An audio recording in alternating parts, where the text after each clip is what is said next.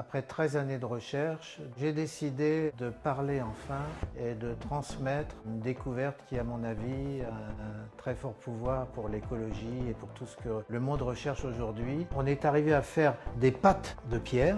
C'est une technologie propre, sans ciment, chaux, plâtre ou colle d'origine synthétique. Il ne produit pas de CO2.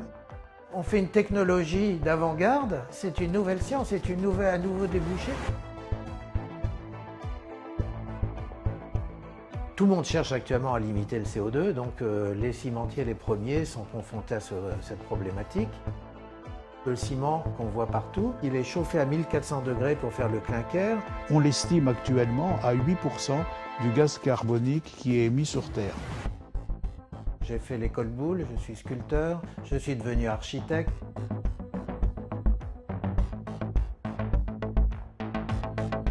Si on prend la solution moulée, tout se règle, sans énergie.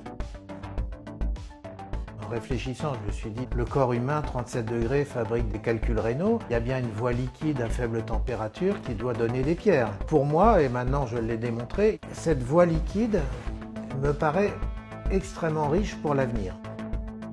Dans ce que l'on a trouvé, l'eau ne participe pas dans le liant. L'eau présente les minéraux entre eux et doit partir. La réaction est endothermique, c'est-à-dire qu'elle ne chauffe pas. Lui, évidemment, ne travaille qu'à des températures proches de la température ambiante. Tous mes travaux sont faits à moins de 100 degrés, volontairement.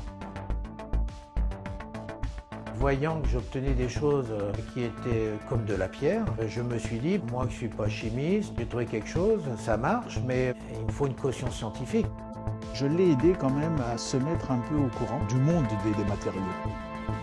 Ce liant est très facile à faire, mais très difficile à bien faire. Parce qu'en somme, on copie en accéléré la nature, et il faut donc retrouver des équilibres. Il prépare deux produits de base qu'il mélange. Je me suis dit, si on arrive à dissoudre des minéraux, des silices par exemple, on va faire un silicate naturel.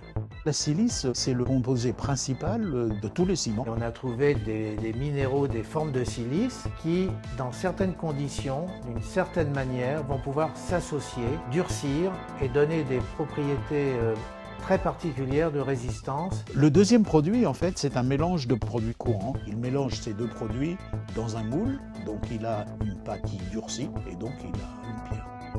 En fin de vie, la pierre naturelle agglomérée retourne intégralement dans la nature sans créer la moindre pollution. Et ça fait partie, évidemment, de la recherche qu'il faut poursuivre. À partir du moment où on tient aux agressions chimiques, qu'on est réalisé sans énergie et qu'on peut construire avec le sable du désert et l'eau de mer, cette technologie, elle est de première importance pour l'avenir.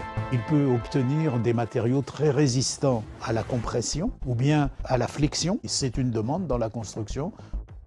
Ensuite, il obtient des résistances au feu, des résistances aux agents chimiques plus intéressantes souvent que le ciment. En somme, j'ai ouvert plein de portes. Il faut que des investisseurs rejoignent ce courant pour pouvoir travailler dans tous les secteurs et de faire de cette découverte l'enrichissement des générations à venir.